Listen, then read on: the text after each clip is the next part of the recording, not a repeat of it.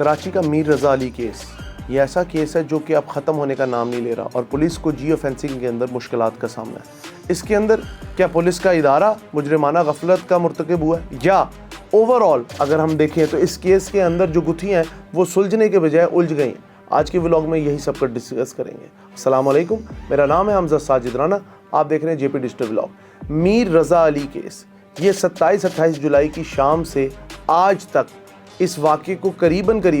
10 से 12 रोज़ हो चले और माँ बाप इस वक्त ये पूछना चाह रहे हैं, जो मीर रज़ा अली के वालिद साहब हैं वो बेचारे कभी पुलिस के पास जाते हैं, कभी मीडिया के पास जाते हैं, कभी जो प्रोसेशन में लोग बैठे हैं जो मीर रज़ा अली के लिए इंसाफ का तकाजा करे कभी वहाँ बैठते हैं। और पुलिस इस मामले में, पहले पुलिस ने कहा ये खुदकुशी है, फिर पुलिस ने इसकी जो आप कह लें पोस्टमार्टम रिपोर्ट है उसके अंदर झोल करने की कोशिश की, फिर जो डॉक्टर था जिसने इब्तदाई पोस्टमार्टम किया उसने पोस्टमार्टम प्रॉपर किया ही नहीं, उसने ये बताया ही नहीं कि बॉडी के ऊपर कोई एसिड के निशान है, कोई केमिकल के निशान है, क्या मीर रज़ा अली का मुंह अंदर से जल गया था, क्या उसके गुर्दों के ऊपर जो है वो जो एसिड है या जो तेज़ाब है उसने कोई असर किया था, क्या उसे मरने से पहले तेज़ाब उसको ज़बरदस्ती पिलाया गया था, क्या उसको गोली जो मारी गई थी उसके फोरेंसिक एविडेंस क्या है, उस जगह का जहाँ पे ब्लास्ट इम्पैक्ट आता है अगर गोली फ्रंट से लगती है और बैक से निकलती है तो फ्रंट पे एक छोटा मार्क छोड़ के जाती है, बैक से एक बड़ा निशान छोड़ के जाती है, क्योंकि गोली बिल्कुल मशीन गन की तरह मूव करती है। अब जब ये सब कुछ फैक्ट्स एंड फिगर्स, यहाँ तक कि जो वकूआ है जहाँ से लाश मिली है उस जगह का भी जो क्राइम सीन है उसको भी प्रॉपरली इन्वेस्टिगेट नहीं किया गया, तो कैसे मुमकिन है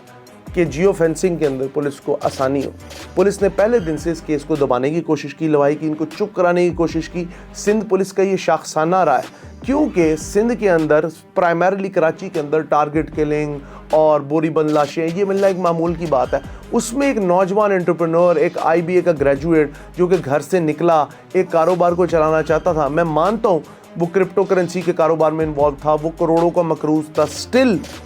Y police is so much you can say silent, और मैं इसे कहूँगा क्रिमिनल साइलेंस। ये पुलिस की तरफ से रवा रखी गई। जब बाप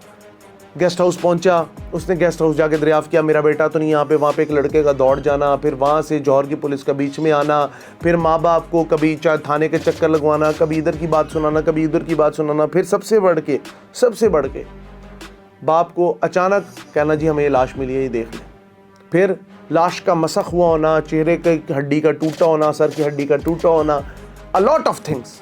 स्पेकुलेशंस, फिर उसके अंदर आप कह लें सिविल सोसाइटी का इन्वॉल्व हो जाना। I thanks to Jibran Nasir साहब जो कि एडवोकेट हैं, ठीक है उसके कई नज़रियात से हमें इख्तलाफ भी है, लेकिन इस वक्त वो जिस तरह मीर रज़ा अली के लिए स्टैंड ले रहे हैं ये एक बहुत बड़ी, मैं इसे कहूँगा उन्हें मैं खराज तहसीन पेश करूँगा। लेकिन कराची की सिविल सोसाइटी कब तक लाशें उठाएगी, ये बहुत बड़ा सवालिया निशान। पुलिस के किरदार पे इसलिए सवालिया निशान है कि पुलिस उसके बाप को मजबूर कर रही है कि मान लो ये खुदकुशी, ये मर्डर नहीं। और अब जबकि उसकी लाश को दोबारा कब्र कुशाई की गई तो जो लैब है, जो फोरेंसिक लैब होती है और जो शवाहिद क्राइम के इकट्ठे करती है, उसकी जो हेड है वो शाहजेब खानज़ादा के उसमें प्रोग्राम में बैठ के कहती हैं कि बहुत ज़्यादा मसाइल का सामना करना पड़ा, हमें पुलिस के ऊपर एतबार नहीं है। फिर उनकी सरबराही में एक कमेटी बनाई जाती है कब्र कुशाई के लिए, उसके ऊपर लवाहिकीन को एतबार नहीं होता। फिर लवाहिकीन जब उस एतबार के ऊपर एतराज़ उठाते तो ओवर द नाइट उसे बदला जाता है, फिर कब्र कुशाई की जाती है, फिर उसकी बॉडी को दोबारा से री एग्जामिन किया जाता है, दोबारा से टेस्ट किया जाता है, दोबारा से पोस्टमार्टम किया जाता है। इतने ज़्यादा हालात ख़राब है कराची के अल अमान अल हफीज़। अल्लाह ताला आप सबके बच्चों को सलामती दे और इस क्रिमिनल किस्म की एक्टिविटी से बचा के रखे। लेकिन मीर रज़ा अली के वालिदैन इस वक्त मेंटली और कहते हैं ना साइकोलॉजिकली टॉर्चर हो रहे हैं by this system, by the system of Sindh government. क्योंकि पुलिस कह रही है मैं जियो फेंसिंग में, पुलिस तब कहाँ थी जब बाप ने रिपोर्ट दर्ज कराई थी कि मेरा बेटा गुमशुदा है? पुलिस तब कहाँ थी कि जब पुलिस ने कहा जी कि लाश ख़राब हो रही है दफना देते?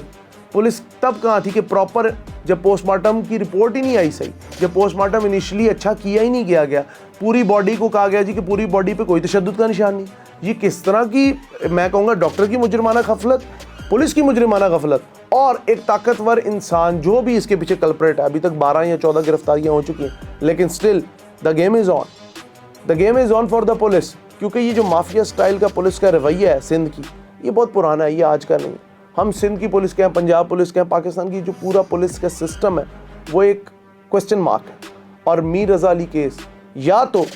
ये रद्दी की कागज़ों की टोकरी के अंदर चला जाएगा, या इसके अंदर से ऐसे होशरुबा इंकशाफात निकलेंगे जो कि मेरे ख्याल में हर माँ बाप के लिए, हर कारोबारी इंसान के लिए जो कि पाकिस्तान के अंदर डिफरेंट किस्म के आप कह लें कारोबार से मुंसलिक है, और कराची बहैसियत माशी शारक